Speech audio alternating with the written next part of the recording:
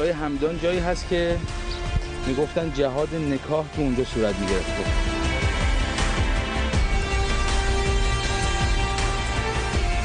تكلموا عنه جهاد النكاح مثلا او غيره، هذا ليس موجود في الاسلام، فهم ما يحلل لهم محرم على غيره. تو روستای همدان یه محل داشتن برای جهاد نکاح، اسمش معروفه محل سبایا. اون دختر باکر رو میآوردن اونجا. اونجا مرکز جهاد نکاح داعش بوده. همین بیت، همین خونه ویلایی که یه ویلای بزرگی محل جهاد نکاح داعشیا بوده.